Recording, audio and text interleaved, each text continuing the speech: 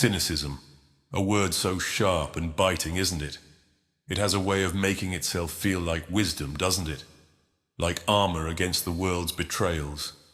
But what if I told you that cynicism is no more than an illusion, a mirage we walk toward, only to find it leaves us thirstier than before?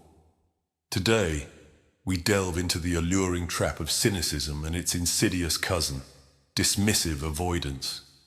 We'll explore how these ways of thinking may not only be holding you back, but may also be quietly stealing the richness from your life. Now, let me begin with an image, a clever and telling one. Picture a man standing atop a hill, arms crossed, his face a mask of skepticism. He looks down upon the world with the smug confidence of someone who thinks he sees the game for what it is. He imagines himself the sharp observer, immune to the naivete of others. He trusts no one, believes in little, and accepts only his own judgments. But here's the twist. While he sees himself as elevated above the fray, he's utterly alone. He's not free.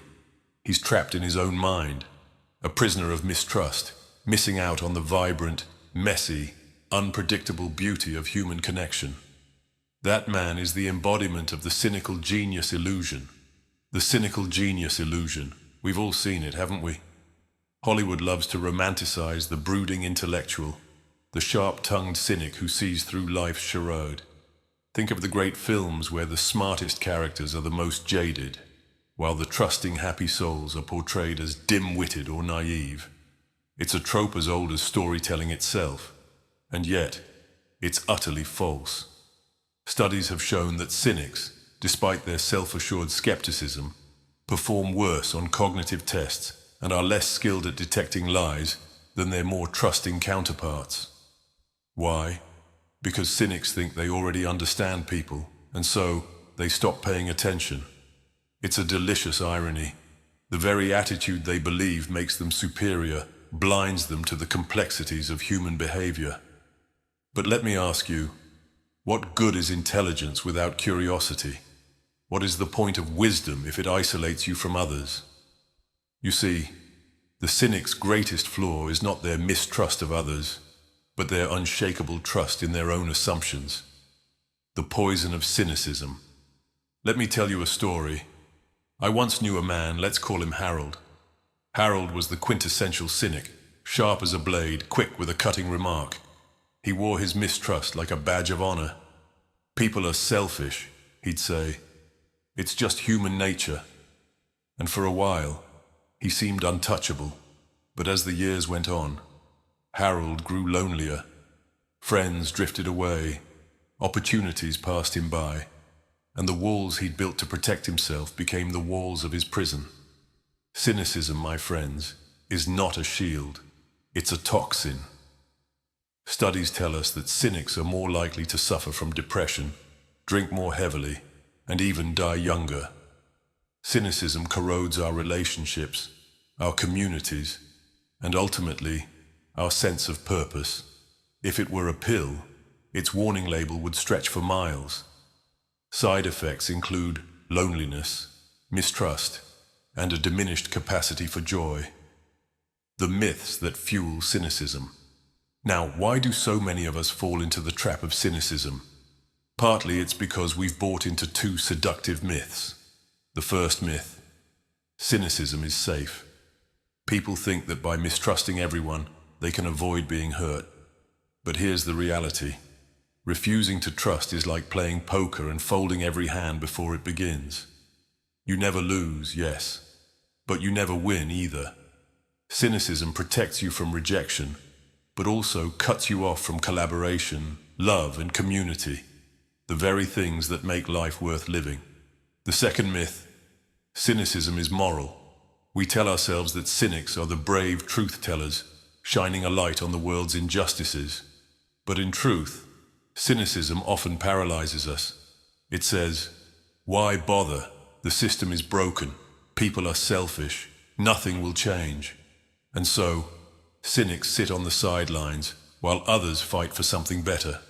Cynicism doesn't challenge the status quo. It reinforces it. It's not radical. It's resignation. the hopeful alternative. But here's the good news. Yes, there's good news. If cynicism has made you focus too much on the negative, it also means you've primed yourself for a pleasant surprise. Decades of research show that people are far more generous, open-minded, and trustworthy than we assume. Let me tell you about a young woman I met, Emily. She'd been burned before, betrayed by someone she trusted deeply. For years she wore cynicism like armor. But one day, she chose differently. She decided to open herself up again. Not blindly, but cautiously, thoughtfully. And what she found was this: while some people will hurt you, most will surprise you with their kindness. Emily didn't become naive. She became hopeful. Hope, my friends, is not the same as blind optimism. Optimism says, everything will be fine. Hope says, things can be better if we work for it. Hope is practical. It sees the problems but also the possibilities. It doesn't ignore the darkness. It insists on lighting a candle. Moving beyond cynicism. So how do we move beyond cynicism? The answer lies not in blind trust but in hopeful skepticism. A hopeful skeptic doesn't assume the worst of everyone, but also doesn't assume the best. They pay attention. They ask questions. They give others the benefit of the doubt, while still protecting themselves when necessary. Think of it as being a scientist of humanity. Instead of starting with conclusions, start with curiosity. Instead of judging, observe. And instead of dismissing others outright, ask, what if I'm wrong? The choice we face. In the end, the choice is ours. We can choose the path of cynicism with its cold comfort and quiet despair, or we can choose something braver, hope. To hope is to risk, yes, but it's also to grow, to connect, to live fully. It's to believe, as the psychologist Richard Lazarus said, that something positive which does not presently apply to one's life could still materialize. So I leave you with this. Take off the mud-colored glasses of cynicism. Look at the world, and at each other, more clearly. You might be surprised by the beauty that's been hiding in plain sight. And who knows, you just might find that the world is a little kinder, a little brighter, and a little more hopeful than you dared to imagine.